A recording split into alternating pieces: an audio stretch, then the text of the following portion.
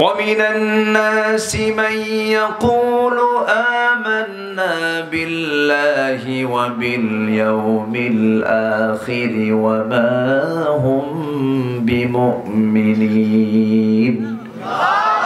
মানুষের ভিতরে এমন কিছু মানুষ আছে যারা বলে আমি ঈমান এনেছি, পরকালকে বিশ্বাস করে নিয়েছে, কিন্তু আল্লাহ বলছেন না না, ওয়ামা হুম বিমুমিনিন, তারা ঈমানদার হতে পারে না। বহু নামাজি নামাজ পড়ে জাহান্নামে যাবে, বহু দানবীর দান করে জাহান্নামে যাবে, বহু রোজাদার রোজা রেখে জাহান্নামে যাবে, বহু তাহাজ্জুদ গোজার তাহাজ্জুদ নামাজ পড়ো জাহান্নামে চলে যাবে। কারণ আল্লাহ রাব্বুল আলামিন বলছেন ফাওয়াইলুল লিল মুসাল্লিন আল্লাযীনা হুম আন সালাতিহিম সাহুন আল্লাযীনা হুম ইউরাউনা ওয়া ইয়ামনাউনাল মাউন। ধ্বংস হোক ওই সমস্ত মুসল্লি যারা অবহেলা করে নামাজ পড়ে, লোক দেখানো নামাজ পড়ে। বিশেষ করে সামনে নির্বাচন, দেখবেন কিছু মুসল্লি নতুন করে তৈরি হবে, নতুন টুপি মাথায় উঠবে। কি কি কি নতুন টুপি মাথায় উঠবে, নতুন পোশাক পরবে, হজ করে আসবে, যায় নামাজ ঘাড়ে নিয়ে চলবে, মনে হবে আসমান থেকে জিব্রাইল নামছে। হয় এখানে বসলে কোনো লস নাই, লস গুনতেই হবে না, শুধু লাভ আর লাভ। তবে একটু বাকি আছে তো বাকিতে হবে। অনেকে ভাবে যে দূরের বাদ্য কি লাভ শুনে, মাঝখানে যে বেজায় ফাঁক, নগদ জাপাও হাত পেতে নাও, বাকির খাতায় শূন্য থাক। এরকম কিছু বদমাইশ শ্রেণীর কিছু লোক আছে, ওরা আখেরাতকে মানে না, পরকালকে মানে না। হুজুররা এগুলো কি কয়, মরে গেলে হাড্ডি, ছেড়ে গেলে তেনা, এগুলো কোন দিন কি হবে, কোন দিন জান্নাত পাবো জাহান্নাম পাবো, এরকম নাস্তিক চেতনার লোক আছে না নাই বলেন তো? আছে। কিন্তু পূর্ব দিগন্তের সূর্য উদয় যেমন মহাসত্য, তার চেয়ে মহাসত্য হলো মৃত্যুর পরে আখিরাত। আখিরাত আছে না নাই? এই গোটা কোরআনের 3 ভাগের 1 ভাগ শুধু আখিরাত নিয়ে আলোচনা। আখিরাত, আখিরাতের জ্ঞান যার যত গভীর, আল্লাহর প্রতি ভয় তার তত গভীর, তার ঈমান তত মজবুত। এই জন্য আখিরাতের জ্ঞান সবার মধ্যে থাকার প্রয়োজন আছে না নাই বলেন? আছে। আমরা একদিন মরে যাব, আল্লাহ আমাদের আবার জিন্দা করবেন, আমরা আল্লাহর সামনে দাঁড়াবো, জবাবদিহিতার কাঠগড়ায় দাঁড় করাবেন, এবং সেই দিন সূক্ষ্ম বিচার হবে। যার যতটুকু পাওয়া ততটুকুই সে পাবে, কেউ কম বেশি পাবে না।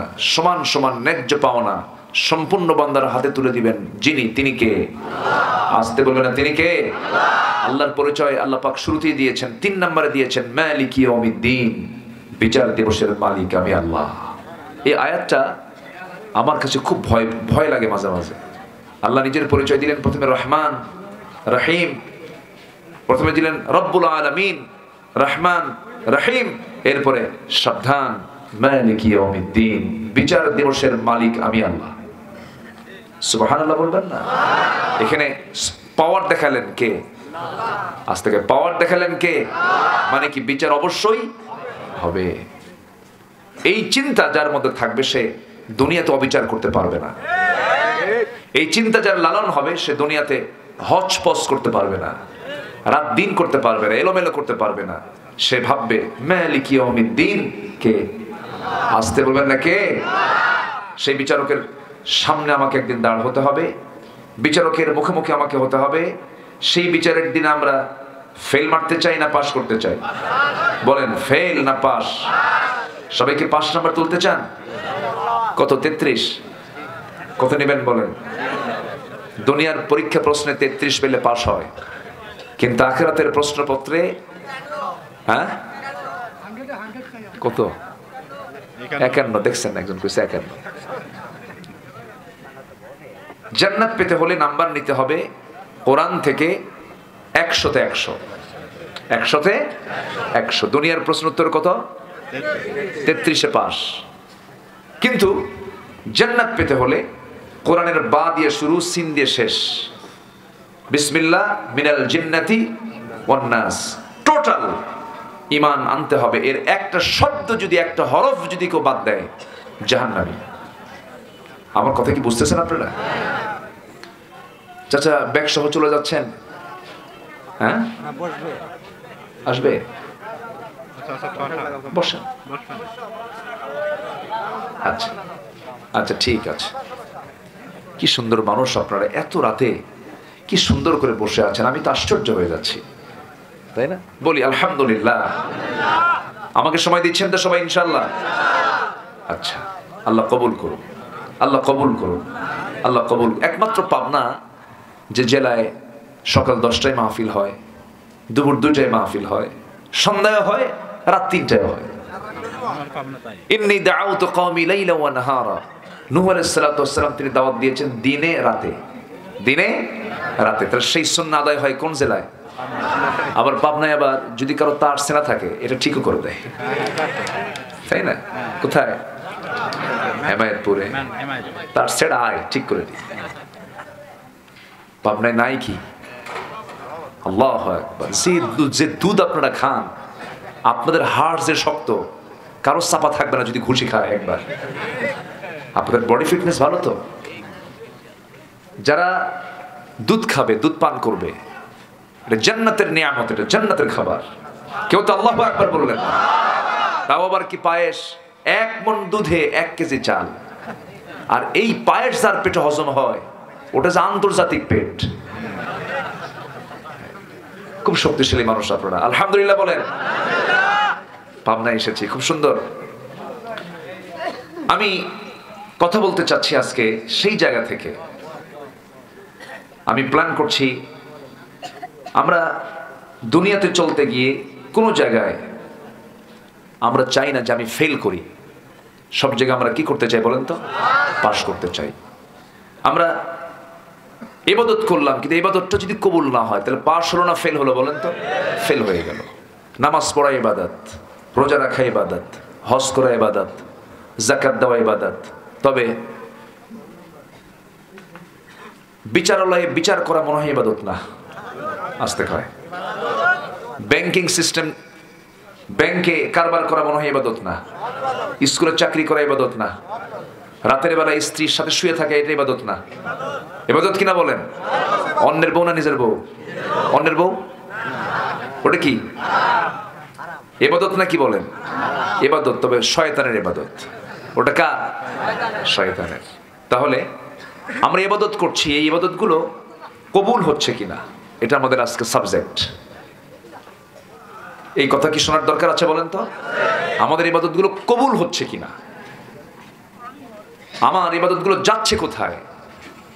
আপনি নদীতে মাছ মারতে গেছেন, কিন্তু মাছ জাল থেকে তুললেন, যে পাত্রে রাখলেন ওটাকে এলাকায় কি বলে? খালই। পাতিল তো আলাদা। খালই না, এটা পাবনার লোকটা মনে হয়। খালই ওই যে যেটা বাঁশ দিয়ে বানায় অথবা কিছু দিয়ে বানায়। পাতিল কন কেন? এটি কি করে? খাবো লইতে বাহালু খায়। আপনাদের ভাষার মধ্যে যে কি মিষ্টতা! একমাত্র একটা জেলাতেই এই ভাষা চালু আছে, গোটা দেশের কোন জেলায় এই ভাষা নাই। খুব সুন্দর, স্বতন্ত্র, সব দিক থেকে আপনারা পৃথক, স্বতন্ত্র একটা যোগ্যতা আল্লাহ পাক আপনাদের ভাষায়, কথায়, চলায়, ফেরায়, খাওয়া দাওয়ায় এক্সট্রা করে দিয়েছেন। দই বানায়, দইয়ের মধ্যে কত কি আছে, ওর মধ্যে দুধটা একদিন এক রাত থাকে, কত কি হয়, ওগুলো আপনাদের চলে না। আপনারা একদম দুধ বের করে 1 মণকে 1 কেজি বানায়া কমায়া কমায়া কি বানায় ফেলেন। আল্লাহু আকবার।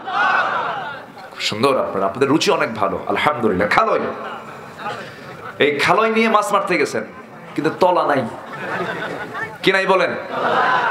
মাছ থাকবে তো এই তলা যেন ঠিক থাকে, আমার ইবাদত যেন আল্লাহর দরবারে কবুল হয়, এই তলাগুলো ঠিক করতে হবে আগে। আসেন এই তলাগুলো বের করি, যেন আমার ইবাদত কবুল হয়। ইবাদত কবুলের কিছু শর্ত আছে, যে শর্তগুলো আমাদের ভিতরে থাকতে হবে। সে 1 নম্বর হলো মুনাফিকি বাদ দিতে হবে। কি বাদ দিতে হবে বলেন? তো মুনাফিক পাবনা জেলাতে নাই, যাও তো। পাবনায় মুনাফিকি আছে? আছে, মুনাফিক আছে। সমস্যা, এই দেখেন সমস্যা কেবল শুরু হলো, কিন্তু এতক্ষণ ভালোই ছিলাম। সমস্যা, মুখে বলে আপনি খুব ভালো মানুষ, বলে আপনার মতো মানুষই হয় না সামনাসামনি, আড়াল হলেই কয় কি বদমাইশ, আছে কিনা? আছে। তাহলে এই লোকের চরিত্র হলো কোরআনের ভাষায় সে কি মানুষ না মুনাফিক? মানুষ না মুনাফিক? মুনাফিকি চরিত্র নিলে পরে তার নামাজ, রোজা, দিন, সাদকা কোনো কিছুই কবুল হবে না। আল্লাহ রাব্বুল আলামিন বলেন, وَمِنَ النَّاسِ مَن يَقُولُ آمَنَّا بِاللَّهِ وَبِالْيَوْمِ الْآخِرِ وَمَا هُمْ بِمُؤْمِنِينَ। মানুষের ভেতরে এমন কিছু মানুষ আছে যারা বলে আমি ঈমান এনেছি, পরকালকে বিশ্বাস করে নিয়েছে, কিন্তু আল্লাহ বলছেন না না, ওয়ামা হুম বিমুমিনিন, তারা ঈমানদার হতে পারে না।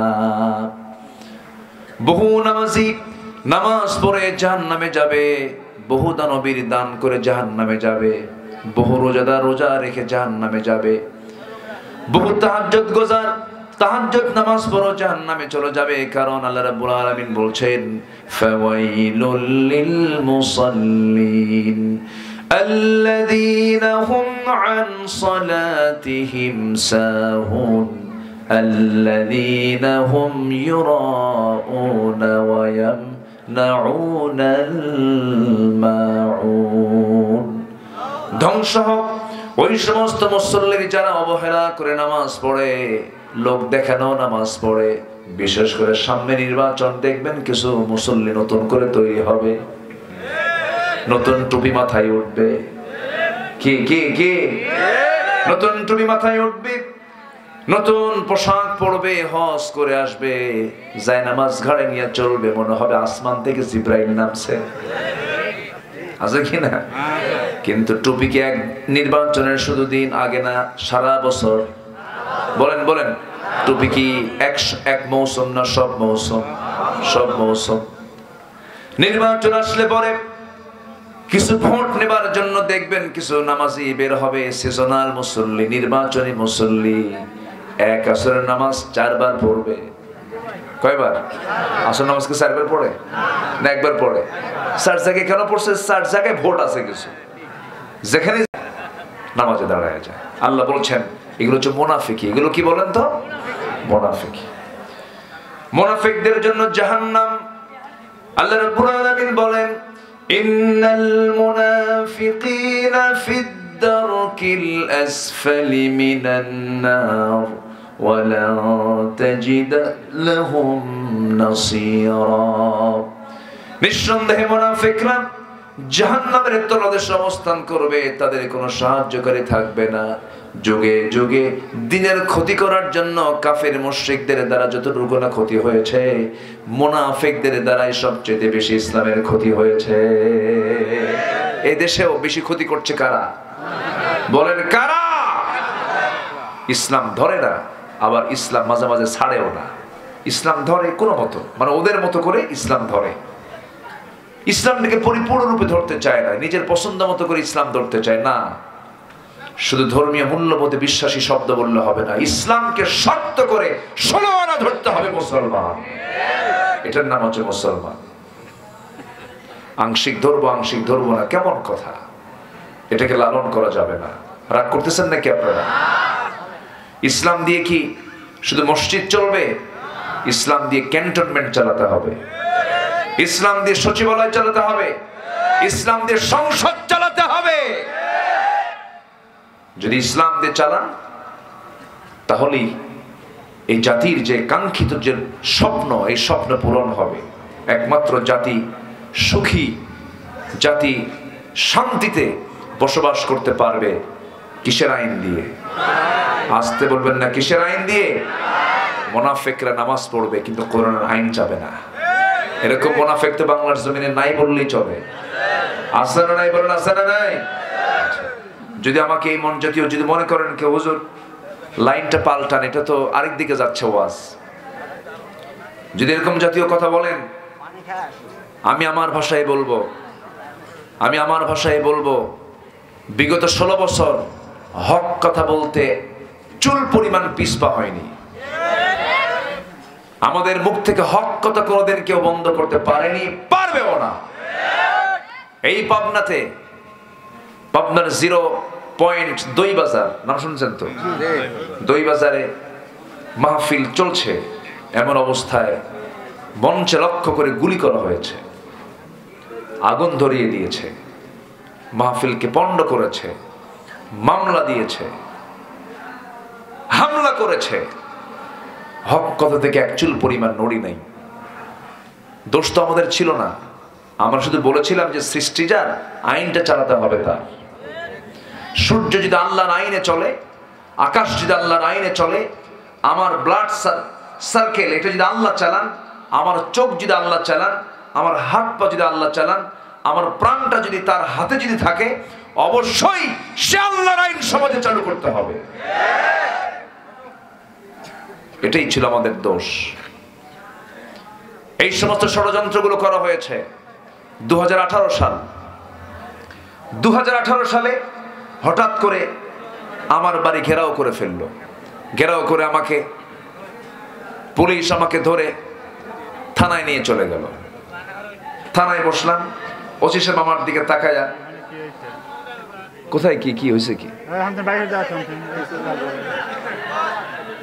এই কথা বলে কে ওই জায়গায়? আচ্ছা, ওই বাচ্চারা মনে হয়, বাচ্চার বাপও থাকতে পারে, বাচ্চা তো একদিন ছিল তো। এই যে আমার পুলিশ ভাই বললেন, উনি আমার ঢাকাতে দেখা, উনি আমাকে বললেন হুজুর পাবনায় নেবো। পাবনায় যাবো কেমনে? যেতেই তো পারি না, ফেরেশতারা যেতে দেয় না। তো 18-তে থানায় নিয়ে আমার বসা লাগলো। ওসি সাহেব আমার দিকে আর মানে চোখে চোখ তাকাচ্ছে না, তাকায় না, লজ্জায় মাথা নিচু করে আছে। আমি বললাম ওসি সাহেব কথা বলেন না কেন? হুজুর বেয়াদবি হলে মাফ করে দিও। তো বললাম ধরে আনলেন কেন? হুজুর উপায় নাই, যে সামনে নির্বাচন, চিন্তা করেন না, এটা জেলখানে কয়েকদিন থাকেন, যা আমরাও চাকরি বাঁচাই, চাকরি বাঁচান তো ফরজ। আমি বললাম ইমান বাঁচান তো নফল। মামলা দিয়া চালান করে দিল। কোর্টে গেলাম, জজ আমার দিকে তাকায়, জিব্বাই কেমন মনে করে, এই হুজুরে ধরে আনলো কারা? মামলার ধারা দেখে যে এই ধারায় যদি জামিন দিয়ে আমার চাকরি শেষ। জামিন অযোগ্য মামলা দিয়ে জেলখানায় ঢুকায় দিল। কোনো দোষ তো ছিল না আমাদের, আমরা তো কিছু করিনি ভাই। আচ্ছা বলেন তো, এই দেশে কোনোদিন কি একটাবার আলেমরা ক্ষমতায় গেছে? কেউ ক্ষমতার ম্যান্ডেট দিয়েছে? তো আমাদের ধরলো কেন বলেন তো? ধরে জেলখানায় ঢুকায় দিল। ঢুকলাম, এক মুরব্বী আমার দিকে তাকায়া এত খুশি হলো, মনে হয় কি যেন পাইছে। লম্বা একখান সালাম দিয়ে বলে, হুজুর আপনি জেলখানায় ঢুকছেন, খুব খুশি হলাম।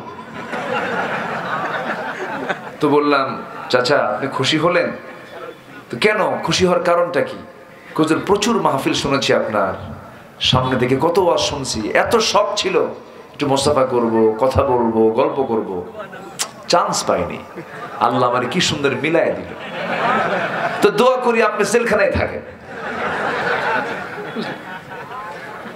তো আমি বললাম চাচা আপনি জেলে ঢুকছেন কেন? আপনি কি অকাম করে আসছেন? কে বাবা, বোমা হামলা, বোমা হামলা। 80 বছর বয়স, ওনার বিরুদ্ধে মামলা দিয়েছে হলো বোমা না তো, যে কি বলে বিস্ফোরণ মামলা দিয়েছে। তারপরে বলে বাবা চাচা বিস্ফোরক কি, এটা খায় না কি করে? শব্দটাও জানে না বেচারি, একদম মানে সাদামাটা গ্রামের মানুষ। সংখ্যা মেলে নাই, মামলার আসামি পূরণ হচ্ছে না, চাচাক ধরে নিয়ে এসে সংখ্যা পূরণ করছে। এই ছিল হলো 16 বছর। ফেরাউন বেঁচে ছিল 1600 বছর, এরা ছিল 16 বছর। মিল দেখছেন? সংখ্যার কি মিল, চরিত্রের মিলও আছে, অনেক কিছু করেছে। আমরা একটা নতুন বাংলাদেশ আমরা দেখতে চাই আগামীতে। জোরে বলি ইনশাআল্লাহ, জোরে বলি ইনশাআল্লাহ। কারো বাবা দিয়ে দেখবো না, কারো স্বামী দিয়েও দেখবো না, আমরা দেখতে চাই কোরআন দিয়া। জোরে বলি ইনশাআল্লাহ। আল্লাহ কবুল করুন, জোরে বলি আমিন। মুনাফিকি রাখা যাবে না ছাড়তে হবে? মুখে যা অন্তরেও তাই রাখতে হবে।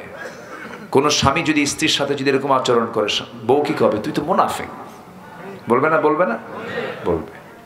মুনাফিকরে কেউ পছন্দ করে না, মুনাফিক নিজেও মুনাফিককে পছন্দ করে না। আমার বন্ধুগণ, মুনাফিকের কাজই হলো ধোঁকাবাজি করা। মুনাফিকদের কোনো দোয়া আল্লাহর দরবারে মঞ্জুর হয় না, এবং মুনাফিকদের জন্য কেউ দোয়া করলেও সে দোয়া কবুল হয় না। আল্লাহ নিজে বলে দিয়েছেন, ওয়ালা তাকুম আলা কবরিহি, মুনাফিকদের কবরেও তোমরা দাঁড়াবা না। মুনাফিকদের জন্য দোয়া জায়েজ নাই, মুনাফিকদের জন্য দোয়া করা যাবে না, দোয়া করলেও কোনো লাভ হবে না। আমার নবী ছিলেন দয়ার সাগর, আমার নবী ছিলেন করুণার সাগর। নবীর ভিতরে মায়াদার পরিমাণটা কম না বেশি? আসতে বলবেন না, কম না বেশি? একটা প্রশ্ন করব, দিল থেকে উত্তরটা দিবেন, চিন্তা করে উত্তরটা দিবেন। বলুন তো, আমি রাসূলকে বেশি ভালোবাসি না রাসূল আমাকে বেশি ভালোবাসেন? কে আমাকে বেশি ভালোবাসেন বলেন? রাসূল আমাকে বেশি ভালোবাসেন। আমার ভাইয়েরা, আমার নবীজি দয়ার সাগর ছিলেন। কোন এক জিনাকারের শাস্তি হচ্ছিল, সেই জিনার শাস্তির সময় যখন পাথর মারা হচ্ছিল, পাথরের আঘাত সহ্য করতে না পেরে গুহা থেকে উঠে দৌড় মেরেছিল। এরপর সাহাবীরা আবার তাকে ধরে গর্তের মধ্যে ফেলে তাকে আবার পাথর মেরে শেষ করে দিয়েছিলেন। নবীর কাছে এমন কথা যখন বলা হলো, নবীজি কেঁদে কেঁদে বলছেন, সাহাবীরা উঠে যখন চলে গেছে কেন ছেড়ে দিলা না? নবীজি দয়ার মানুষ ছিলেন, মায়ার মানুষ ছিলেন। সারা জীবন তার যে আচরণগুলো পাওয়া যায়, তায়েফের মানুষ রাসূলকে মেরে মেরে রক্তাক্ত করে দেয়। নবীজির মধ্যে প্রতিশোধের কোনো চিন্তা নাই। ফেরেশতা এসে বলে, হুজুর আপনি যা বলবেন তাই হবে, পাহাড় চাপা দিয়ে শেষ করে দেব, ধ্বংস করে দেব যে পরিমাণ রক্ত আপনার শরীর থেকে ঝরে ফেলেছে তারা। রাসূল মুস্কা হাসি মেরে বলছেন, জিবরাইল, মুসার মতো আমি দোয়া করব না, অন্য নবীর মতো আমি দোয়া করব না। আমি বিশ্বনবী বলে দিচ্ছি, তায়েফবাসী বোঝে নাই আমাকে মেরেছে, আমি ওদেরকে মাফ করে দিলাম। জোরে বলি সুবহানাল্লাহ, আরো জোরে বলি সুবহানাল্লাহ। সকল নবীর সেরা নবীকে বলেন?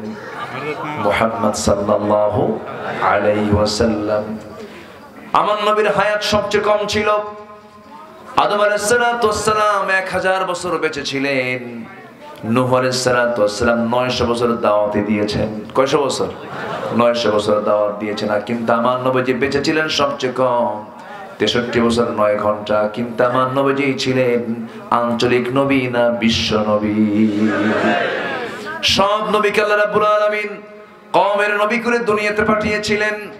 وإلى مدين أخاهم شعيبا وإلى عاد أخاهم هودا। আল্লাহ রাব্বুল আলামিন সব নবীকে কওমের নবী করেছেন, কিন্তু আমার নবীকে আল্লাহ রাব্বুল আলামিন পরিচয় করে দিচ্ছেন। যারা পারেন ঠোঁট মিলিয়ে বলুন, ওয়া মা আরসালনাকা ইল্লা রাহমাতাল লিল আলামিন। গোটা বিশ্ব জগতের জন্য আমি আপনাকে রহমত করে পাঠিয়েছি। আমার নবীর সম্মান কত! আমার নবী যখন দিনের বেলা হাঁটতেন, আমার নবী যে সূর্যের নিচে দিয়ে যখন হাঁটতেন, আল্লাহ পাক তখন কি করতেন? আমার নবীর সম্মানে প্রচন্ড গরম থেকে বাঁচানোর জন্য সূর্যের নিচে এক খণ্ড মেঘ সর্বক্ষণ তার জন্য রেখে দিতেন। জোরে কোন সুবহানাল্লাহ। আমার নবীজি মার পেট থেকে পৃথিবীতে আসেন যখন, আমার নবীজির জন্মের পূর্বেই তো বাপ চলে গেছে দুনিয়া থেকে। বাবার চেহারা তার কিসমতে দেখা জোটে নাই, দেখতে পারেন নাই। কিন্তু স্বামীহারা সন্তান যখন দুনিয়াতে আসে, মার কষ্ট আরো কমে না বাড়ে? বলেন বলেন বলেন বলেন। বাড়ে। আহারে, সন্তানটা করে নিলাম, সম্পদটা আমার স্বামীর করে দেব, স্বামী তো নাই রে। মা মেয়েরা ঠিক এমনটাই হয়ে গেল। চোখে পানি আর পানি। সন্তান জন্ম নিয়েছে, কান্নার পরিমাণ আরো বাড়ে। সন্তানকে করে নিতে পারেন না, সন্তান করে নিলেই তার চোখ বেয়ে বেয়ে পানি পড়ছে, অজরে ঝাড়ায়। সন্তান দূরে দূরে রাখেন, কাছে নিতে পারেন না। শয়তান সন্তানকে সময় দিতে গিয়ে তার কষ্টের তীব্রতা বেড়ে যায়। একদিন আবু তালেব স্মৃতিচারণ করতে নিয়ে বলছেন, ভাতিজা মুহাম্মদ, একটা কথা বলবো নাকি? হ্যাঁ চাচা, আপনি বলেন। আজকে তুমি আল্লাহর পয়গম্বর হয়েছ, আমি জানি তুমি আল্লাহর নবী। আমার সন্তান জাফরকে তোমার হাতে তুলে দিয়েছি, আমার সন্তান আলীকে তোমার হাতে তুলে দিয়েছি। রাসূল বলেন, চাচা আপনিও কালেমা পড়েন। আবু তালেব মুস্কি হাসি মেরে বলে, মুহাম্মদ শোনো, আমি কালেমা পড়বো কেমন? আমার বাপ তো এই দিকে ছিল না। আমি আমার বাপ দাদার ধর্ম ছাড়বো না, আমি এগুলো বাদ দিতে পারবো না। রাসূল জোরাজুরি কখনো করেন নাই, বেয়াদবি কখনো করেন নাই। জোর করে তো ইসলাম মানুষকে ইসলাম গ্রহণে বাধ্য করার কোনো সুযোগ ইসলাম দেয় লা ইকরাহা ফিদ্দিন। কিন্তু আবু তালেব জানতেন আমার রাসূল বিশ্বনবী, রাসূলকে সম্মান করতেন, ভাতিজা হলেও তাকে অত্যন্ত দাম দিতেন। আবু তালেব একদিন বলছেন, মুহাম্মদ শোনো, কোন এক রাত্রিতে, চাঁদনি রাত্রিতে তোমার বাড়িতে ঢুকলাম, তুমি তখন 3 দিনের বাচ্চা। কয়দিন বলেন? 3 দিনের শিশু। তোমাদের ঘরে ঢুকলাম, দেখি তোমার মা তোমার ধারে পাশে আসে না, শুধু অঝরে ঝাড়াই কান্নাকাটি করে। তুমি একাকি শুয়ে আছো চাঁদনি আকাশের নিচে, চাঁদনি আকাশের নিচে তুমি শুয়ে আছো। শুয়ে থাকা অবস্থা আমি নিজের চোখে লক্ষ্য করেছি, তোমার হাতটা যখন, বাম হাতটা যখন ডান দিকে যায়, চাঁদটা ডান দিকে চলে যায়, আবার ডান হাতটা যখন বাম দিকে আসে, আকাশের চাঁদটাও তোমার হাতের সঙ্গে বাম দিকে আসে। দুইটা হাত দিয়ে যখন নিচের দিকে, দুটো হাত দিয়ে যখন নিচের দিকে টান মারো, আকাশের সেই চাঁদটাও তোমার কাছাকাছি চলে আসে, চাঁদ তোমার হাতের সঙ্গে নড়লো। আমি দেখলাম আমি কি ভুল দেখেছি নাকি? রাসূলকে দেখে বলছেন, চাচা, জন্মের পূর্বে বাপরে হারাইছি, আমার মার দারুণ কষ্ট আমাকে করে নিতে পারে না। আল্লাহ রাব্বুল আলামিন সেই একাকী শূন্যতা দূর করার জন্য আকাশের চাঁদ আমার জন্য মহান রাব্বুল আলামিন খেলনা বানায়া দিয়েছিলেন। জোরে বলি সুবহানাল্লাহ, আরো জোরে বলি সুবহানাল্লাহ। আমার বন্ধুগণ, সেই নবীর আমরা উম্মত হতে পেরেছি, আমরা গর্বিত। সেই নবীর আমরা উম্মতের মর্যাদা পেয়েছি। হাশরের ময়দানে সবচেয়ে বেশি প্রভাব থাকবে কোন নবীর? বলেন বলেন বলেন, কাদের নবী বলেন? কাদের নবী বলেন? আমাদের নবী আদম আলাইহিস সালামের কাছে সব সন্তানরা গিয়ে বলবে, হাশরের কাজ শুরু হয়ে যাক। আদম আলাইহিস সালাম বলবেন, পারবো না, চলে যাও তোমরা নূহের কাছে। নূহ আলাইহিস সালাম বলবেন, পারবো না, যাও ইব্রাহিমের কাছে। বলবেন, আমি পারবো না, তোমরা চলে যাও মুসার কাছে, ঈসার কাছে চলে যাও। শেষ পর্যন্ত সব শেষে বলা হবে, আখির জামানের পয়গম্বরের কাছে চলে যাও। আজকে রাসূল যা বলবেন আমার আল্লাহ তাই কবুল করবেন। জোরে কোন সুবহানাল্লাহ। আমরা কি সম্মানিত না?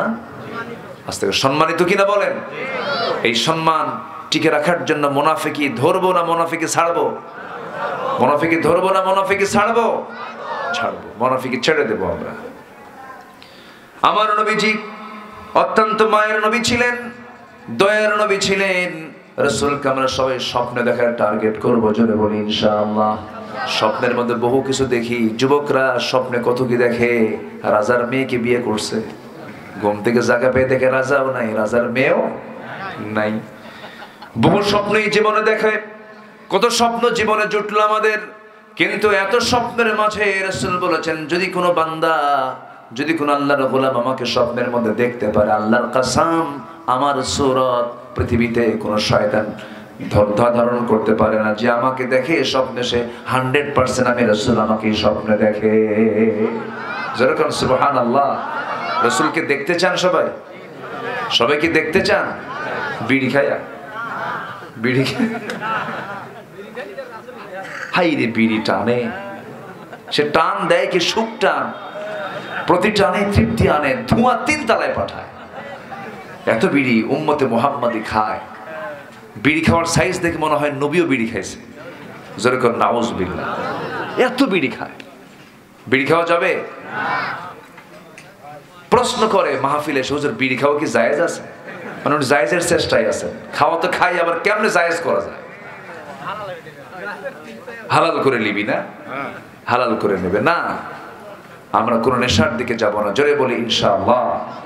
মানুষ প্রথমেই কিন্তু মদ খায় না, মানুষ কিন্তু প্রথমেই কিন্তু আগে ঢালে না, আগে টানে, আগে টানাটানি, এরপরে হচ্ছে ঢালাঢালি। এই জন্য কোন সূচনা নেশার দিকে যেন আমাদের না যায়। একটা মানুষ ধ্বংসের সবচেয়ে বড় মূল কারণ হচ্ছে নেশা। কি আমি কি ভুল বললাম? যুব সমাজ এখন বিভিন্ন নেশায় আসক্ত, মাদকাসক্ত, বিভিন্ন ডিজিটাল, এখন আধুনিক বিভিন্ন নেশা চলে আসছে। আধুনিক নেশা বোঝাই যায় না কেমন নেশা। ই খায়, ওই যে জুতার যে আটা, ওটার নাম কি?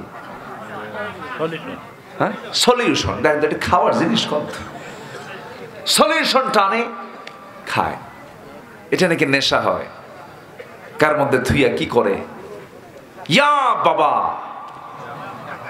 আছে না আছে না, ফেন্সিডিল, আফিম, ডাইল, ওই মসুরির ডাল না, কিন্তু এটা আলাদা ডাইলই আছে, কত কি আছে। এগুলো নেশা দিয়ে আজকে দেশ ভরে গেছে। আমরা এগুলোকে রাখতে চাই না। মাদককে আমরা জিরোতে নিয়ে আসব, কিন্তু যারা মদ খায়, মদের বোতল নিয়ে থাকে, তাদের নেতৃত্ব আমরা দেখতে চাই না। এই 54 বছরে সংসদ আইন পাশ হয়েছে হলো মদের, জেনার, সুদের, এই সমস্ত আইনকে আমরা আর দেখতে চাই না বাংলার জমিনে। রাজি আছেন? সবাইকে রাজি আছেন? বাংলার জমিনে আমরা নামাজ কায়েমের আইন পাশ করতে চাই। কারা কারা হাত উঁচু করে দেখান মুসলমান?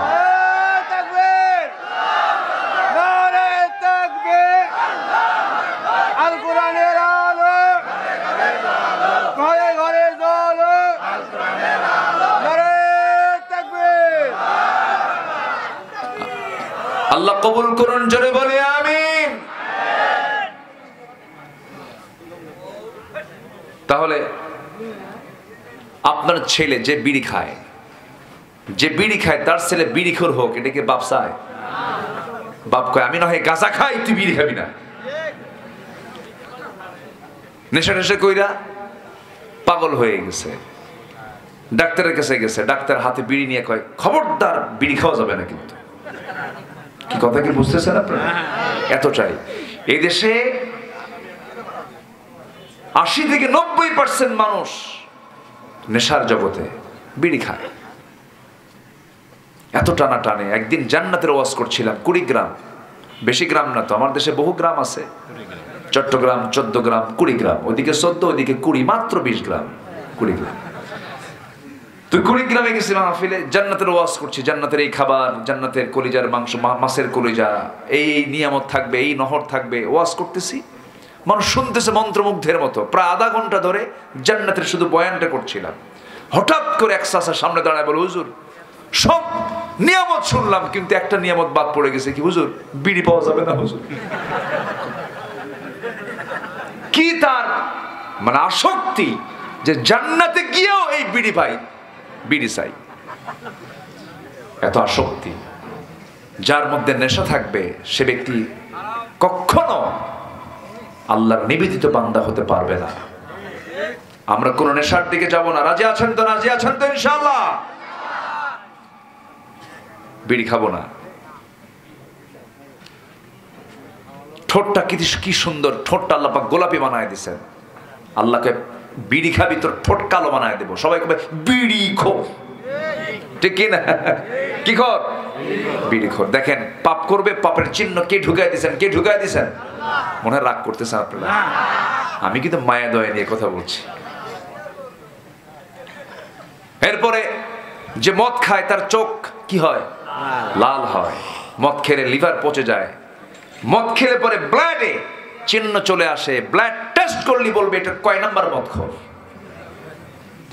যে অ্যাডিক্টেড হবে, যে মাদকাসক্ত হবে, তার ব্লাডে আল্লাহ পাক চিহ্ন ঢুকায় দিবেন যে এটা মদ খায়, ধরা খেয়ে যাবে।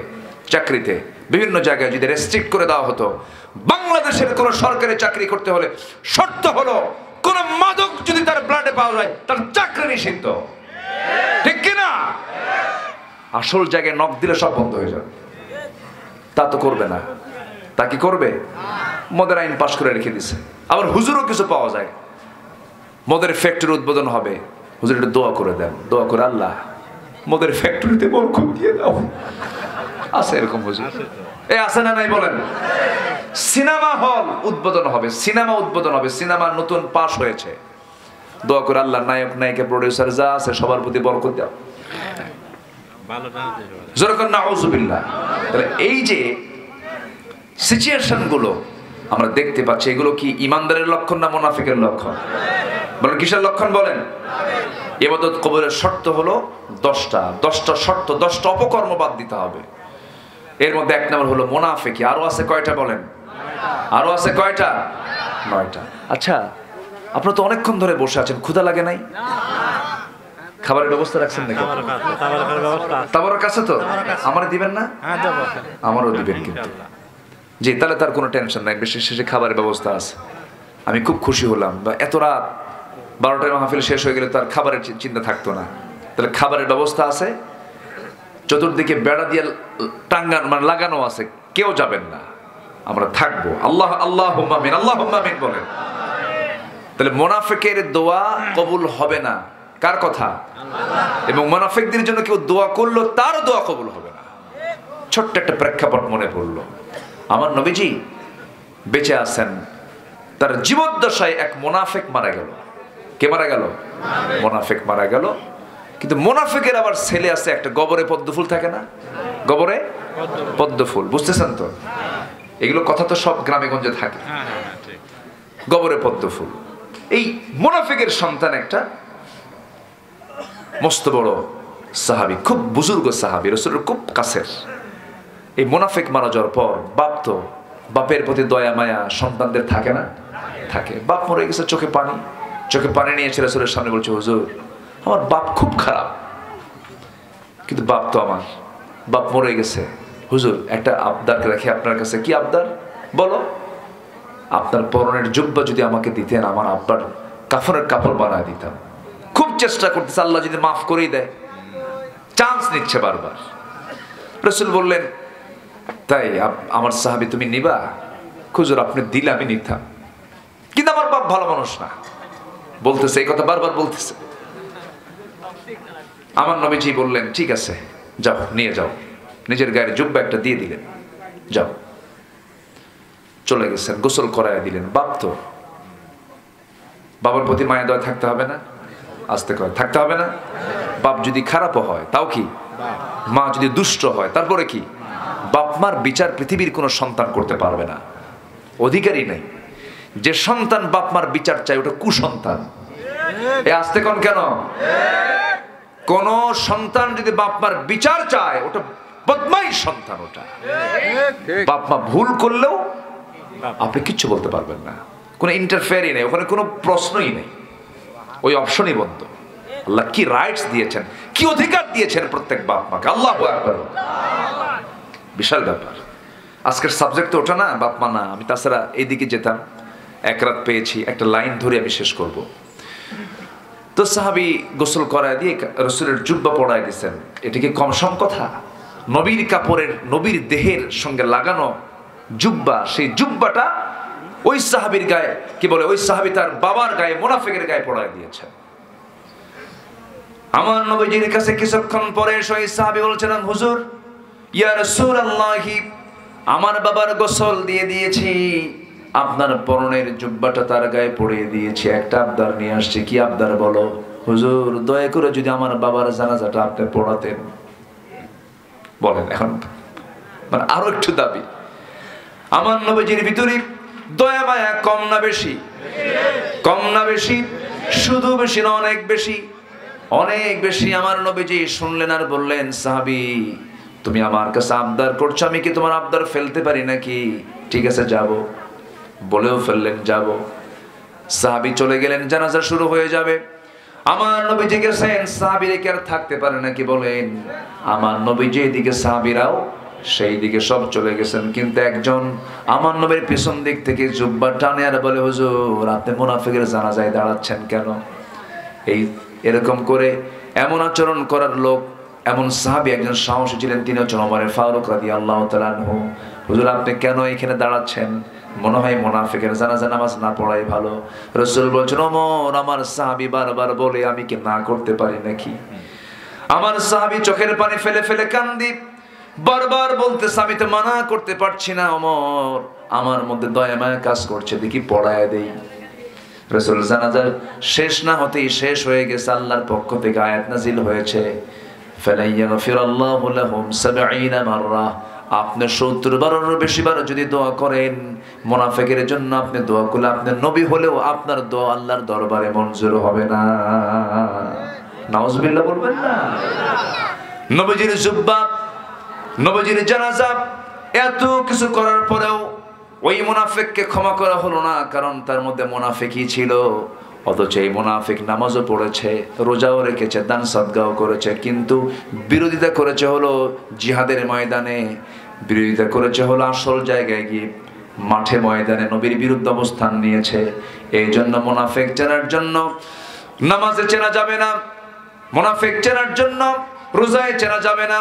মুনাফিকদেরকে চেনার জন্য রাসূল কিছু সিমটম দিয়েছেন এবং কিছু চরিত্র উপস্থাপন করেছেন। এর মধ্যে অন্যতম হলো মুনাফিকদের নামাজে পাওয়া যাবে, কিন্তু রাজনীতির মাঠে তারা মুনাফিকি করবে, তাদেরকে বাতিলদের পক্ষে পাওয়া যাবে। ঠিক কি না? এরা কি বলেন? মুনাফিক। আমার ভাইরা, মুনাফিকদের জন্য জাহান্নাম অবধারিত। মুনাফিকদের কিছু আলামত আছে, ইন্নাল মুনাফিকিনা লাকাযিবুন। মুনাফিকরা মিথ্যুক হয়, ঘন ঘন মিথ্যা কথা বলে, ওয়াদা ভঙ্গ করে, বাজে কথা বলে, যখন সারতে না পেরে 14 গোষ্ঠী বাপ মার নাম ধরে গালি দেয়। এমন লোক আছে না নাই বলেন তো? আছে কিনা বলেন? যখন দেখবেন কারো মুখ থেকে বাপ মার গোষ্ঠী ধরে গালি দিচ্ছে, মিথ্যা কথা বলতেছে, ওয়াদা ভঙ্গ করছে, আমানতের খেয়ানত করছে, তখন ভাবতে হবে এই লোকটার মধ্যে কিসের খাসলত বলেন? মুনাফিকের খাসলত। এমন চরিত্র আমার আপনার মধ্যে যেন না আসে। আল্লাহ কবুল করুন, জোরে বলি আমিন। এখন আসেন নাম্বার 2, ইবাদত কবুলের জন্য অন্যতম শর্ত হলো মুনাফিকে ছাড়তে হবে। নাম্বার 2 হলো নামাজে অলসতা বাদ দিতে হবে, নামাজে কোনো অলসতা রাখা যাবে না। মুনাফিককে জোহর নামাজে চেনা যায় না। আব্দুর রহমান যাও কই? বসো। হ্যাঁ, কিসের স্থান? যা বসো। আমি সব দিকে লক্ষ্য করতেছি তো। চাচা বসেন, নড়বেন না। আপনি এখানে আসেন, সামনের কাতার পূরণ করুন, কাতার সোজা করুন। বলে না চেয়ার ফাঁকা, খারাপ দেখা যায়। আমার আজকে একটা স্মৃতি হয়ে থাকবে ফরিদপুরে, যে এত রাতে মানুষ ওয়াজ শোনে, আলহামদুলিল্লাহ বলে। পাবনা শোনে। আমি তামাই একটা মাহফিল করি, তামাই, সিরাজগঞ্জের তামাই, নাম শুনছেন তো মনে হয়, বেলকুচি তামাই, একই এলাকা তো আপনাদের ভাই। এই সিরাজগঞ্জ মানে সংসার বড় হলে সংসারের দুটো হয় না, বাপ এক, তাই না? মানে মূল দাদারা সব, দাদার সময় ওগুলো পাবনায় ছিল, পরে ছেলে পেলে বেশি হয়ে গেছে, যা সিরাজগঞ্জ থাক, যা ভাগ করে নিয়ে নিছে। বেলকুচি তামাই, রাত 3টার দিকে মাহফিল, রাত 3টায়, এখানে তো আগে উঠছে, রাত 3টায় মাহফিলও প্রায় 20 থেকে 25,000 30,000 মানুষ খুঁজে পাওয়া যায়। আপনাদের ভিতরে একটা যথেষ্ট ধৈর্য আছে, আলহামদুলিল্লাহ। এটা কিছু কিছু এলাকায় কল্পনাতীত, মানে এটা কল্পনাই করতে পারে না কেউ, এটা আপনাদের একটা গুণ। তো দোয়া কবুলের জন্য, ইবাদত কবুলের জন্য অন্যতম শর্ত হলো নামাজ পড়বো, কিন্তু নামাজে কোনো অলসতা রাখা যাবে না। মুনাফিকরা জোহর পড়ে, আসর পড়ে, মাগরিব পড়ে, কিন্তু সমস্যা হয় হলো ওদের 2 নামাজ, একটা হলো ফজর, আরেকটা কি এশা। ফজর এবং এশা যার ঠিক থাকে, সে মুনাফিকের সিমটম থেকে মুক্ত। আল্লাহু আকবার বলে। আমাদের দেশে সবচেয়ে কম মুসল্লি হয় কোন ওয়াক্তে বলেন? তাহলে তো আমার দেশে মুমিন মুসলমানই বেশি।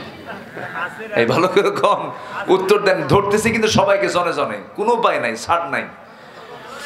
বলেন সবচেয়ে বেশি মুসল্লি, সবচেয়ে বেশি মুসল্লি কোন দিন পাওয়া যায়? কিসের দিন? জুমার দিন।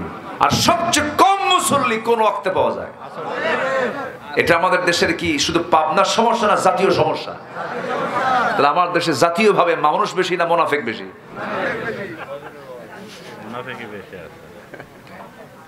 আমাদেরকে বলে, রাগ করতেছেন নাকি আপনারা? আমি কিন্তু হাদিসকে নিয়ে কথা বলছি। মুনাফিক চেনার সিমটম কয়েকটা, এর মধ্যে একটা হলো মুনাফিক সব নামাজ পড়বে কিন্তু ফজরে উঠতে পারবে না। ফজরে যে ধরা খাবে ওটাই মুনাফিক। ফজরের সময় মুসল্লি মসজিদে মোট 3 জন, ইমাম, মুয়াজ্জিন, খাদেম। যদি 3টার চাকরি না থাকতো, 3টাও থাকতো না। বাস্তব বলছি আমি, বাস্তব। মসজিদ ফাঁকা, কিন্তু মসজিদগুলো কাঁচা না পাকা? তাহলে মসজিদ পাকা কিন্তু মুসল্লি ফাঁকা, ফাঁকা ফাঁকা নাই। মুসল্লি খুঁজে পাওয়া যায় না। এক গ্রামের ভিতরে 3টা মসজিদ। দাদার আমলে এক মসজিদ ছিল, দাদার যুগে প্যাঁচ ছিল না, গোলামি ছিল না, দাদার যুগে উদারতা ছিল, দাওয়াতি কাজ ছিল, দাওয়াত দিত, কোনো গ্রুপিং ছিল না। এখন সব গ্রুপিং হয়ে একই গ্রামে 3টা মসজিদ হয়ে গেছে, মুসল্লি 300, মসজিদ 3টা, বারান্দা ভরে না, আছে না? আছে কিনা বলেন? মসজিদ বেশি দরকার না মুসল্লি বেশি দরকার? বলেন, মুসল্লি বেশি দরকার। হিংসা করে যারা মসজিদের বিরুদ্ধে আরেকটা মসজিদ খাড়া করবে, আল্লাহ তাআলা কিয়ামতের দিন তাকে ধরে ফেলবেন। আল্লাহ কিয়ামতের দিন ধরে ফেলবেন। টাকা আছে, পয়সা আছে, কয় যে তোর দাদার জায়গায় আমি নামাজ পড়বো না, আমার দাদার জায়গায় নামাজ পড়বো। দেখেন আছে কিনা? আছে কিনা? তুমি মরো আগে তোমার দাদার জায়গায় হিসাব কষায় দিবে একদম। আছে কিনা? আছে। এক গ্রামে 3 মসজিদ থাকা ভালো না 1 মসজিদ থাকা ভালো? জামাত যত বড় হবে বরকত তত বেশি হবে। এত মসজিদ কেন একটা গ্রামের ভিতরে? এক জায়গায় হতে হবে।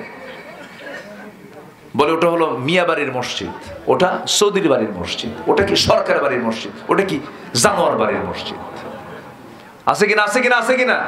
এত কেন? এগুলো দাপট দেখানো যাবে না, এগুলো করা যাবে না। মসজিদ দিরারান আছে না? মসজিদে জেরার রাসূল বললেন ওই মসজিদ ক্ষতি আগুন জ্বালায়া শেষ করে দেয়। আছে কিনা? মুনাফিকরা বানাইছিল, এগুলো মুনাফিকদের কাজ। আজকে তো আলোচনার সাবজেক্ট এমন ধরছি, জীবনে আর আমাদের দাওয়াত দিবেন না আপনারা। রাগ করতেছেন নাকি আপনারা? মিথ্যা কথা ছেড়ে দেব। ফজর নামাজ পড়তে রাজি আছেন তো সবাই ইনশাআল্লাহ? শয়তান আসে সবচেয়ে বেশি কোন সময় জানেন? বলেন কোন সময়? ফজরে না, ফজরের একটু আগে। ফজরের প্রিপারেশন না, একটু আগে আসে। হাদিস, সহিহ হাদিস।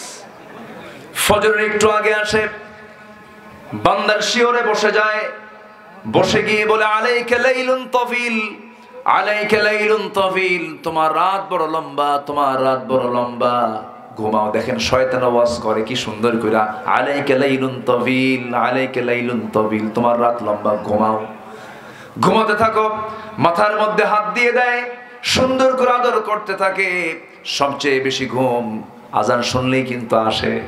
মাঝে মাঝে আসে কিনা? জুমার দিন খতিব গুরুত্বপূর্ণ খুতবা দেন, আর কিছু কিছু মুসল্লি আছে নাক ডেকে ঘুমায়। বলে খুব রহমতের জায়গায় ঘুম হয়, দেখছেন রহমতের জায়গায় ঘুম হয়, খুতবা বাদ দিয়ে ঘুম পাড়তেছে, ওটা কি রহমতের ঘুম? বলে না এরকম? বলে না?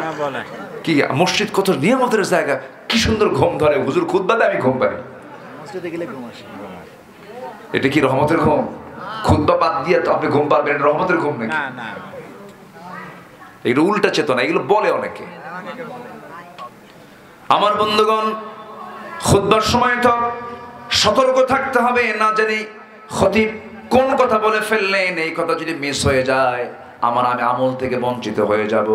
নামাজের মধ্যে ঘুম ধরবে কখন, টেনশন থাকবে আমার সামনে কে আছে, আমার সামনে কে, নামাজের সময় আমার সামনে কে আছে? আল্লাহ আছেন। সাহাবীরা কি কঠিন ভাবে নামাজ পড়েছেন। আল্লাহু আকবার। আব্বাদ এবং আম্মা এইটা ঠিক এই সময়ে কোন এক সীমান্ত প্রহরায় রাসূল তাদেরকে নিয়োগ দিয়ে দিলেন, রাতের বেলা তোমরা সীমানা পাহারা দিবা। আব্বাদ এবং আম্মা রাদিয়াল্লাহু আনহুমা দুজন দাঁড়ায় আছেন। হঠাৎ করে আম্মার বলছেন, ভাই আমার ঘুম চলে আসছে, আমি ঘুমাই, তুমি পাহারা দাও। দাঁড়ায় গেছেন, দাঁড়ায় গিয়া পাহারা দিতে দিতেই ভাবলেন তাহাজ্জুদের সময় হয়ে গেছে, খামাখা বসে থেকে লাভ কি? ওযু বানালেন, নামাজে দাঁড়ায় গেলেন। কারণ ইমানদার সময় নষ্ট করতে চায় না কেউ। নামাজে দাঁড়ানো মাত্রই শত্রু তাকে টার্গেট করে ফেলেছে, দূর থেকে তীর মেরেছে, ডান পায়ে লেগেছে। ডান পা লেগে সঙ্গে সঙ্গে ফিনকি দিয়ে রক্ত করে করে পড়ে, নামাজ ছাড়েন না আব্বাদ। ওই অবস্থায় 1 রাকাত রুকু সেজদা দিয়ে আবার দাঁড়ায় গেলেন, আর একটা তীর বাম পায়ে এসে লাগলো, ডান পায়ে এসে লাগলো, বাম পায়ে এসে লাগলো, দুটা তীর 2 পায়ে লেগেছে। ঘুমন্ত সাহাবীর গায়ে গিয়ে ওই রক্তের গরম ফোঁটা গিয়ে পড়েছে। ঘুম থেকে জাগা পেয়ে বলছেন আম্মারা, বলছেন আব্বাদ শত্রু তোমাকে অ্যাটাক করে ফেলেছে, শত্রু তোমাকে চিনতে পেরেছে। উনি নামাজ ছাড়তেছেন না, ওই অবস্থায় রুকু করলেন, সেজদা দিলেন। সালাম ফেরার পর বলছি, ভাই আম্মার, আমি জেনেছি শত্রু আমাকে অ্যাটাক করেছে, কিন্তু যতটুকু যন্ত্রণা আমি পাচ্ছিলাম নামাজের মধ্যে তার চেয়ে মজা বেশি পাচ্ছিলাম। ওই সময় মনে হলো 2টা তীরে 2টা পায়ে লাগলো, আরেকটা তীরে যদি আমার বুকে যদি বক্ষ ভেদ করে যদি বের করে দিত, নামাজের মধ্যে যে মজা পাচ্ছিলাম সেই মজার নামাজ আমি ছাড়তে পারতাম না। যেরকম সুবহানাল্লাহ। নামাজের মধ্যে মজা পাওয়ার দরকার আছে না নাই? বলে আছে। নামাজের মধ্যে মজা যে পায় না, নামাজের তৃপ্তি তার মধ্যে আসবে না কখনো। নামাজের মধ্যে যে মজা পেয়ে যাবে তার চাইতে সেই ব্যক্তির কাছে নামাজের চাইতে উত্তম কিছু পৃথিবীতে নাই। কুররাত আইনি, কি বলে, চক্ষু শীতলকারী নামাজ। রাসূল বলেছেন আমার কাছে চক্ষু শীতলকারী নামাজটা আমার কাছে চরম প্রিয়। বান্দার জীবনের সবচেয়ে শ্রেষ্ঠ সময় হলো নামাজের সময়। কিসের সময় বলে? নামাজের সময়। কিন্তু শয়তান চলে আসে নামাজের আগে, ফজরের সময় আসে, ওয়াজ করে আর 3টা গিট মারে। কয়টা গিট মারে বলেন? 3টা গিট মারে। এই 3টা গিট যদি কোনো বান্দা ছোটাতে চান, রাসূল বলেছেন ও সাহাবীরা আমি বলে দিচ্ছি 3টা গিট যদি ছোটাতে চাও, প্রথম কাজ হলো আজান যখন তোমার কানে আসবে সঙ্গে সঙ্গে নিজের পিঠটা বিছনা থেকে পৃথক করে ফেলবা, বসে পড়বা। 1টা গিট ছোটা যাবে, ওযু বানাবে, 2টা গিট ছোটা যাবে। এরপরে হেঁটে হেঁটে মসজিদের দিকে গিয়ে নামাজে দাঁড়াবে, নামাজ শেষ করবে, 3টা গিট ছোটা যাবে। আল্লাহর কসম 24 ঘন্টায় বান্দার কাছে শয়তান আর সুবিধা করতে পারবে না। যেরকম সুবহানাল্লাহ। কয় গিট ছোটাবো আমরা? গিট বুঝলেন তো? দড়ির, এটা কি বলে, এটা গিরা দেয়, মানে বাঁধন দেয় যেটা, এটাকে গিট। জি, এই 3টা গিট আমরা ছুটাবো। রাজি আছেন তো ইনশাআল্লাহ? ফজর পড়বেন কারা কারা? দেখি হাত তোলেন। ফজর কারা কারা পড়বেন? জোহর আসর তো পড়ে, মাগরিবে পড়ে, কিন্তু ফজরটা পড়া কিন্তু কঠিন। ফজর পড়বেন কারা? এটা হাত তোলেন না দেখি। জোরে বলি ইয়া আল্লাহ। শয়তানের বেঁধে দেওয়া 3 গিট প্রত্যেক রাতে ছোটানোর তৌফিক তুমি আল্লাহ দিয়ে দাও। জোরে বলি আমিন। 1 নাম্বার কি বলেন? 1 নাম্বার কি? বিছনা থেকে উঠে বসা। নাম্বার 2 কি বলেন? জোরে বলেন কি? নাম্বার 3 কি? মসজিদে গিয়ে নামাজ 2 রাকাত শেষ করা। শয়তানের চান্স থাকলো না, শেষ হলো? শেষ হলো। বাস, ওই বান্দা সারাদিন ভালো থাকবে। বুরিকালি উম্মতি ফি বুকুরিহা, আমার উম্মতের বরকতময় সময় হলো সকাল। কিন্তু জাতীয়ভাবে দুঃখজনক সবচেয়ে বেশি ঘুমায় আমার দেশে এখন বেশি পার্সেন্ট হলো সকালবেলা ঘুমায়। আগের দাদি, আগের যুগের দাদি ফজরের সময় উঠে নামাজ পড়ে কোরআন তেলাওয়াত করতেন, মুসাল্লায় বসে থাকতেন। নামাজের টুল, এটাকে কি বলে এলাকায়? জলচকি। হ্যাঁ, জলচকি। জলচকি আর নাই। জলচকি তার ভাবি নামাজ পড়ে? ভাবিও নাই, কি বলে, দাদিও নাই, জলচকিও নাই। এখনকার ভাবির আর জলচকি বানায় না, নামাজ পড়ে না তো। এখন এখন বাড়ি বাড়ি হয়ে গেছে ওয়াইফ আর নাই, সব হয়ে গেছে ওয়াইফাই। রাউডার, 24 ঘন্টা সার্ভিস। নামাজ নাই, কালাম নাই। আমার দাদি, আমি নিজের চোখে দেখেছি, 70 বছরে আমি দাদিকে একদিন দেখলাম। দাদি দেখি নামাজ পড়ে ওই জলচকিতে বসে কোরআন তেলাওয়াত করছে, গুনগুন গুনগুন করছে। বললাম দাদি তোমার চোখে তুমি দেখো? তোর চেয়ে বেশি দেখি। আলহামদুলিল্লাহ বলবেন না? তোর চেয়ে বেশি দেখি। তো বললাম তুমি কি দোয়া করতেছো?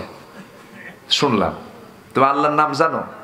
ছোট ছিলাম সে সময়, মানে না, মানে দাদি নাতি হয় না এরকম, কান টানে, ইয়ার কি করে, গল্প করে। তো বললাম তুমি কি নামাজ কি দোয়া করো? তুমি আল্লাহর নাম জানো? কে জানি তো। কয়টা? কে 5-6টা জানি। তো বললাম যে আল্লাহর তো 99টা নাম আছে, মুখস্থ করো। দাদিকে শুধু দিয়েছি, বুড়া মানুষ 3 থেকে 4 দিনে মুখস্থ করে কয় ধর। আলহামদুলিল্লাহ বলবেন না?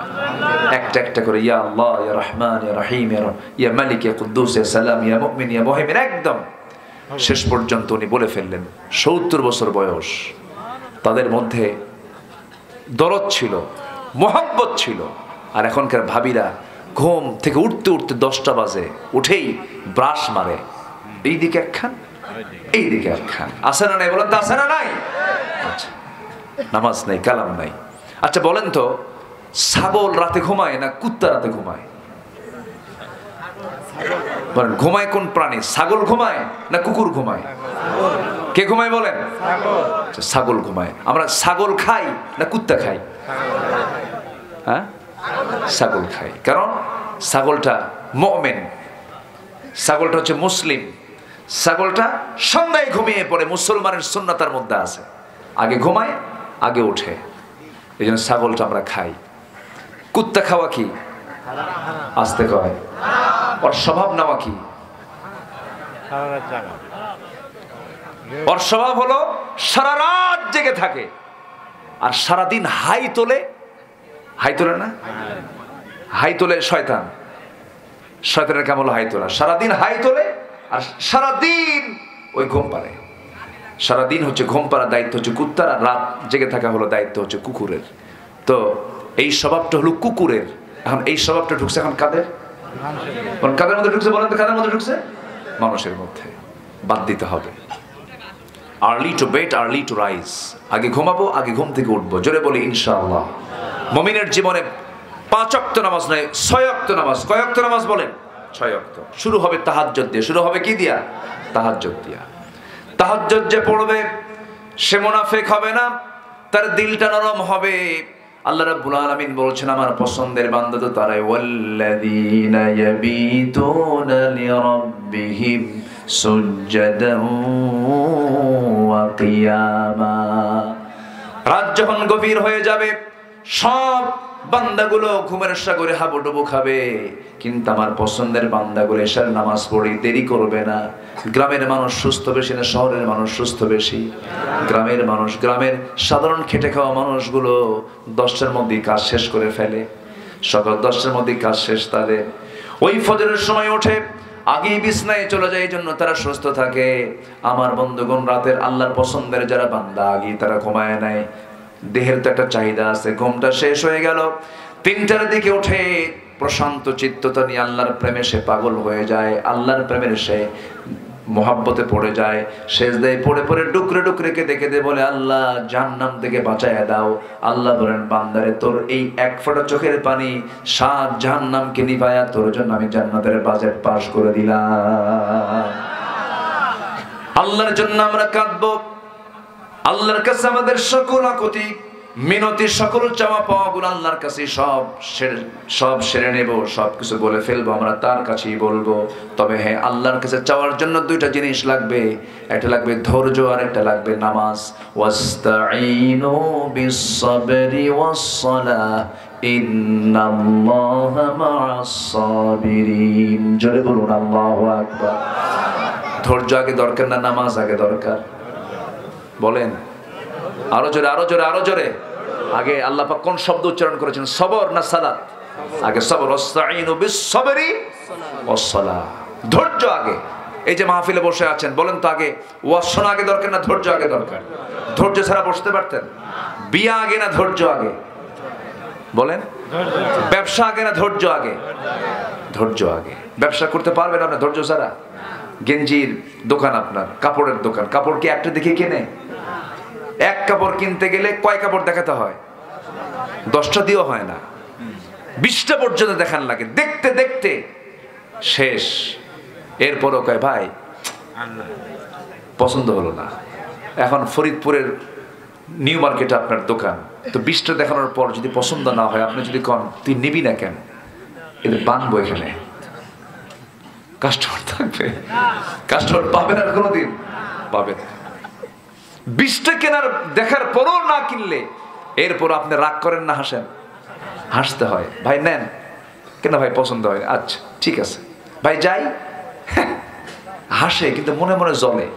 এরপর অভিনয় করতে হয় যে না হাসি মারতেই হবে, কাস্টমার তাছাড়া হেরে যাবে। তাহলে ধৈর্য ছাড়া ব্যবসা হয় না। বউটার সাথে যদি আপনি রাগারাগি করেন সংসার হবে? বলেন তো। ধৈর্য আনতে হবে। এক মহিলা ফোন দিয়েছে, ফোনে মাঝে মাঝে তালাক নিয়ে প্রশ্ন আসে। এক মহিলা ফোন দিয়ে বলে, হুজুর আমার স্বামী না সকালেও তালাক দেয়, বিকেলেও তালাক দেয়, আমি কি আসি না নাই হুজুর? কত হুজুর কি শুনতেছেন কথা আমার? শুনতে বুঝতেছেন? এরকম পুরুষ আছে না? মুখের শব্দই হলো তালাক। যার মুখে ঘন ঘন তালাক শব্দ আসে, ওকে ঘন ঘন বাঁশের কঞ্চি দিয়ে পিটার দরকার। বদমাইশ গুলো তালাক টালাক দিয়ে কয়, হুজুর কাম সারছে হুজুর, 2টা মেয়ে আমার, 2টা ছেলে আমার, এরকম করে। হ্যাঁ ভুল হয়ে গেছে মা হুজুর, দেখেন তো কোনো ভাবে কি হুজুর জায়েজ টাইজ কর। আমি শরীয়তের মালিক কি হুজুর? শরীয়তের মালিক কে? শরিয়া কে দিয়েছেন? হুজুরের কাছে কান্দে, আল্লাহর কাছে না কান্দে হুজুরের কাছে কান্দে। আকাম গুকাম কইরা তালাক টালাক দিয়ে আবার সংসার করে। সমাজে সবাই জানে যে স্বামী স্ত্রী, কিন্তু আল্লাহর কাছে এটা হচ্ছে জেনা। আছে না নাই? চাটমোহরে নাই, ফরিদপুরে নাই, ভাঙ্গুরায় নাই, ড্যামরায় নাই, বহু জায়গায় আছে। সমাজ বাবা যারা সামাজিক মানুষ, চোখ শুধু এখন মনে করলেই খুঁজে পাবেন যে দুই একটা ঘর আছে এরকম, তালাক টালাক দিয়ে তারা আবার সংসার করছে। এগুলো হারাম, এগুলো হচ্ছে রাগের ফলাফল। কিসের ফলাফল বলেন? রাগের ফলাফল। তাহলে রাগ করা যাবে? রাগ কোনো যোগ্যতা?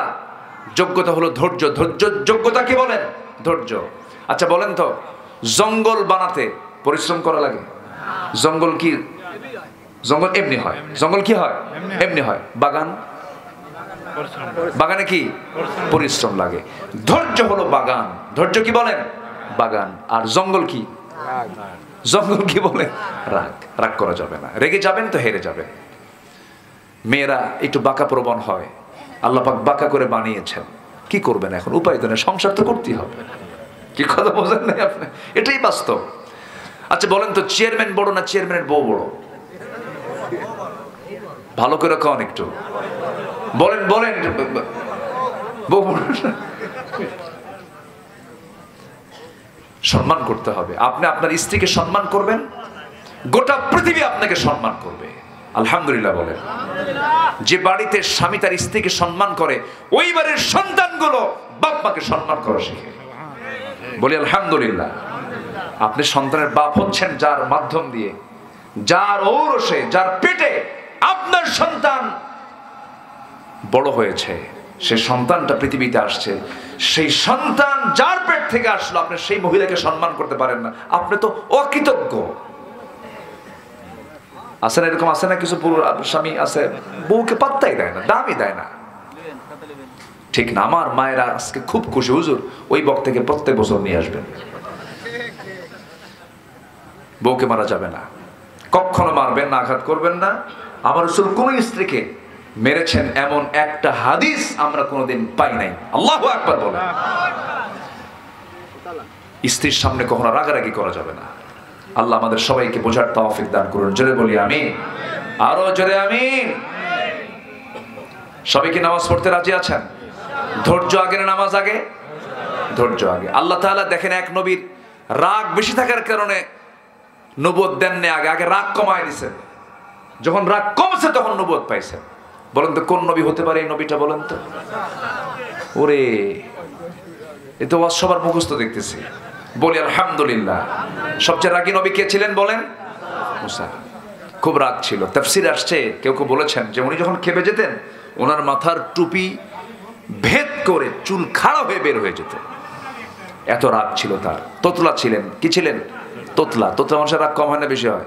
একটু বেশি হয়। খুব রাগী ছিলেন। একদিন লোক এক সামনে বসে আছে, দেখে মাত্রই বললেন, তুমি তো এটা ভুল করলা।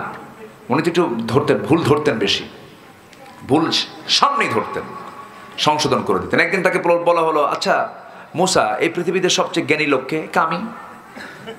কি কথা কি বুঝতেছেন? ওনার কথা বলতে সময় লাগতো না। সবচেয়ে জ্ঞানী লোককে আমি। আল্লাহ বলে, মুসা তুমি এই কথাটা বলা তোমার ঠিক হয়নি, তোমার চেয়েও জ্ঞানী থাকতে পারে তো। কাল্লা, এখন কি করবো বলো?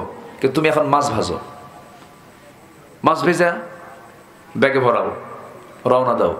ব্যাগ থেকে মাছটা যখন, ভাজা মাছ যখন তাজা হয়ে যেদিক দিয়ে যাবে তুমি সেদিক দিয়ে চলে যাবা। তুমি রওনা দিলেন, মাছটা তাজা হয়ে কোন দিক দিয়ে বের হয়ে গেছে উনি টেরই পান নাই।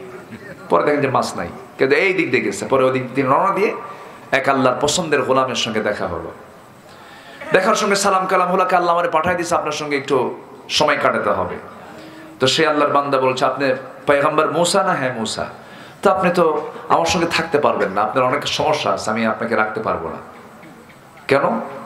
আমি যা করব আপনি কিচ্ছু বলতে পারবেন না, যদি বলেন আপনার থাকতে পারবেন। ঠিক আছে, কিচ্ছু বলবো না। রওনা দিয়েছেন। সামনে নদী পেলেন, নদী পার হবেন, নৌকায় চললেন, মাঝি তাদেরকে নৌকা পার করে দিল। নৌকা পারের সময় করলেন কি মুসা আলাইহিস সালাম, ওই মাঝির অজান্তে, মাঝির চোখের আড়ালেই উনি করলেন কি, পা দিয়ে মারলেন খুঁতা ওই নৌকার নিচে। নবীদের গায়ের শক্তি কম না বেশি বলেন তো? পা দিয়া নৌকা ফুটা করা সম্ভব কি বলেন তো? এত সস্তা? আল্লাহ নবীদের গায়ে প্রচুর শক্তি ছিল, চাপ দিছেন, গেছে ভেঙ্গে। এই দৃশ্য কি বলে, উনি ভাঙ্গেন না, ওই যে আল্লাহর যে পছন্দের যে গোলামটা, আল্লাহর পছন্দের সেই খিজির আলাইহিস সালাম, তো উনি চাপ দিছেন, ভেঙে গেছে। তো মুসা আলাইহিস সালাম এই দৃশ্য দেখে ভাবতেছে যে নৌকা পার হলাম, উপকার করলো। এই লোকটা নৌকা কানা করলে কি ধরনের লোক এটা? নৌকা পার হয়ে চলে গেছেন, বলতেছেন শোনেন আমি কিন্তু খারাপ কিছু পছন্দ করি না, আপনি যে কাজটা করছেন এটা খুব খারাপ কাজ করছেন, এটা ঠিক হয়নি। আপনি নৌকা কানা করলেন কেন, নৌকা ফুটো করে দিলেন কেন? আমি না আপনাকে বলছি যে আমার সঙ্গে থাকলে আপনার কোনো তর্ক বিতর্ক করা যাবে না, কোনো প্রশ্ন কোনো ভুল ধরা যাবে না। কাছে ঠিক আছে বলবো না। সামনে আবার রওনা দিয়েছেন। চলতে চলতে কোন এক আল্লাহর ছোট্ট গোলাম, ছোট্ট 7 থেকে 8 বছর বয়স, সামনে পেয়ে মারছেন থাপ্পড়, এক থাপ্পড়ে মার্ডার, মেরে ফেলছেন। উনি বললেন যে আপনি কেমন ধরনের লোক, আপনি একটা মানুষকে একদম জলজান্ত একটা মানুষকে আপনি হত্যা করলেন, এটার জবাব দিতে হবে। আমি আপনাকে বলছি আমি যা করবো আপনি বলতে পারবেন না। ঠিক আছে ভুলে গেছে আর বলবো না। আবার সামনে চললেন, অনেক লম্বা কথা ছিল আমি শর্ট করে বলতেছি। সামনে যাওয়ার পরে একটা গ্রামের ভিতরে ঢুকলেন যে প্রচন্ড ক্ষুধা লাগছে, খাবারের প্রয়োজন। কেউ খাবার তো দূরের কথা, পানিও দিল না। এতটাই পাষাণ হৃদয়ের অধিকার ওই গ্রামের মানুষগুলো। কিন্তু এই গ্রাম দিয়ে যাওয়ার পথে হঠাৎ করে সামনে পড়ে গেছে এক ভাঙ্গা প্রাচীর, মাটির প্রাচীর। এবার বলছেন ওই আল্লাহর পায়ে, ওই আল্লাহর পছন্দের গোলাম, তার নাম খিজির আলাইহিস সালাতু ওয়াস সালাম, বলছেন হে মুসা, আমরা দুজন মিলেই ভাঙ্গা প্রাচীরটা ঠিক করে দেই। ভাঙ্গা প্রাচীরটা যখন ঠিক করা শুরু হলো, মুসা আলাইহিস সালাম মনে মনে চিন্তা করলেন, উপকার করলো, নৌকা দিয়া নদী পার করে দিল, নৌকা ফুটো করলো, ছোট্ট একটা বাচ্চাকে থাপ্পড় মেরে মেরে ফেললো। আর এই গ্রামের মানুষ আমাদেরকে কোনো খাবার দিল না, কোনো পানিও দিল না, এই গ্রামের ভাঙ্গা প্রাচীর ঠিক করে দিল, এটা কেমন কথা? এক পর্যায়ে বলে ফেললেন আপনি কেমন মানুষ, এই গ্রামের লোক আমাদেরকে পানি দিল না, খাবার দিল না, আপনি এই গ্রামের মানুষের উপকার করছেন, জবাব চাই। এবার বলছেন ঠিক আছে জবাব দেব, তবে আপনি আমার সঙ্গে আর থাকতে পারবেন না। মুসা বলছেন ঠিক আছে আমি থাকবো না, 3টা প্রশ্নের জবাবটা আগে দিয়ে দেন। নাম্বার 1, খিজির আলাইহিস সালাতু ওয়াস সালাম বলছেন আল্লাহর পয়গম্বর শুনেন, আমি এই জন্য নৌকা ফুটা করেছি, গরিব বেচারা মানুষ ওই নৌকা পারাপার করে পরিবারটা চালায়, কিন্তু জলদস্যু কিছুক্ষণ পর আসবে, ওই জলদস্যুগুলো যত নৌকাগুলো আছে সব অপহরণ করে নিয়ে চলে যাবে। এই জন্য এই বেচারি যেন ক্ষতিগ্রস্ত না হয়, একেবারে নৌকা যদি নিয়ে চলে যায় তারা দিন পথ চালাতে পারবে না। এই জন্য আমি নৌকাটা ফুটা করে দিলাম, যেন নৌকাটা পানির নিচে থেকে যায়, তারা যেন দেখতে না পারে, পরবর্তীতে তারা নৌকাটা তুলে নিয়ে যেন তাদের জীবিকার ব্যবস্থা রাখতে পারে। সুবহানাল্লাহ। মুসা মনে মনে বলতেছে আল্লাহ আমার সে জ্ঞানী লোক আছে, আমার সে জ্ঞানী লোক আছে। সামনে আরেকটা ঘটনা, মার্ডার করেছেন, হত্যা করলেন কেন? তিনি জবাব দিচ্ছেন শোনো, এই ছোট্ট বাচ্চার আব্বা আম্মা খুব আল্লাহওয়ালা ছিল, এই বাচ্চাটা বড় হলে খুব দুষ্ট হবে, বদমাইশ হবে, ফাসেক হবে, জালিম হবে, এই জন্য এর বাপ মার জন্য বড় ক্ষতির কারণ হয়ে যাবে, এই জন্য একে মেরে ফেলে দিলাম। ওরে আল্লাহ, আমার চেয়ে বড় জ্ঞানী মানুষ। এই গ্রামের আপনি দেওয়াল ঠিক করে দিলেন, অথচ এই গ্রামের লোক আমাদেরকে খাবার দিল না, এর কারণটা কি? এর কারণটা আমি ব্যাখ্যা চাইবার। তিনি বলছেন আল্লাহর পয়গম্বর মুসা, এই যে প্রাচীরটা ঠিক করে দিলাম, এই প্রাচীরের ভিতরে যে ঘরটা আছে, এই ঘরের যে মূল মালিক মারা গেছে, 2 এতিম সন্তান, মেয়ে সন্তান আছে। বিয়ের বয়স যখন হয়ে যাবে, সেই সময় তাদের বিয়ের বন্দোবস্ত যখন করতে যাবে, টাকার প্রয়োজন হবে।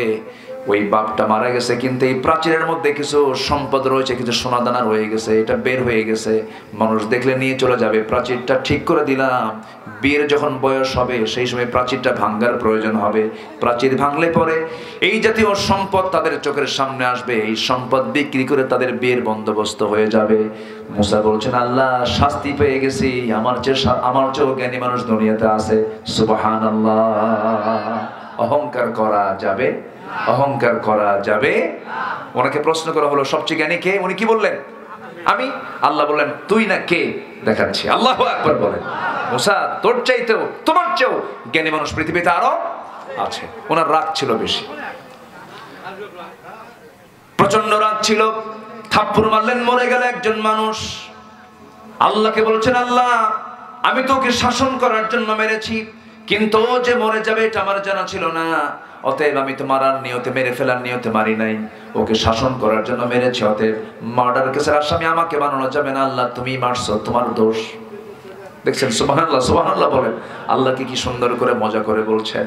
এবার বলছেন মুসা শোনো, তুমি আর এই জায়গায় থাকতে পারবা না, ফেরাউন তোমার বিরুদ্ধে হত্যার হুলিয়া জারি করেছে, তুমি দেশ ছাড়ো, তোমাকে দেশ ছাড়তে হবে। দেশ ছাড়লেন তিনি, যেদিকে চোখ চলে যায় সেদিকে চলে গেলেন। যেতে যেতে যেতে যেতে প্রচন্ড ক্ষুধা পাচ্ছে, প্রচন্ড তৃষ্ণা পাচ্ছে তার।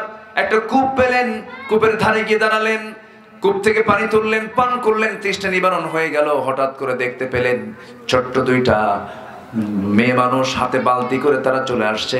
বালতি ভরে তারা পানি নেবে, কিন্তু পানি নেবে কেমনে? ঢাকনা আছে, ঢাকনা না টান দিলে তো পানি নিতে পারবে না। মুসা বললেন, তোমরা এখানে দাঁড়ায় আছো কেন? কূপ থেকে পানি নেব, নিয়ে যাও। পারবো না, অনেক শক্তির প্রয়োজন। কোনো সমস্যা নাই, আসো আমাকে বালতি দিয়ে দাও, আমি তোমাদের ব্যবস্থা করে দিচ্ছি। তিনি চলে গেলেন, কূপের কাছে চলে গেলেন, ঢাকনায় হাত দিলেন, ঢাকনা হাত দিয়ে এমন জোরে টান মারলেন 14 হাত দূরে গিয়ে ছিটকে পড়লো। ছিটকে পড়ার সঙ্গে সঙ্গে দুই মহিলা থরথর করে কাঁপে আর মনে মনে চিন্তা করছে কি শক্তিশালী মানুষ। এক বালতি পানি তুলে দিয়ে বললেন, নিয়ে চলে যাও। চলে গেছে বাড়িতে। বাপ বলছে, আমার মেয়ে দুইজন কেমন করে আসলে? বলছে, আব্বা একজন যুবককে দেখতে পেলাম খুব শক্তিশালী, এক ঢাকনায় হাত দিল, যেটা 7 জন 8 জন লাগে সে একাই টান মারলো, ছিটকে পড়ে গেছে। কূপ থেকে পানি তুলে আমাদেরকে সহযোগিতা করেছে, যুবক একজনকে পেয়েছি। বৃদ্ধ বাপ বলছে, আগামীকালকে আমার পক্ষ থেকে তুমি আমার বড় মেয়ে যাবে, আমার সালামটা জানায়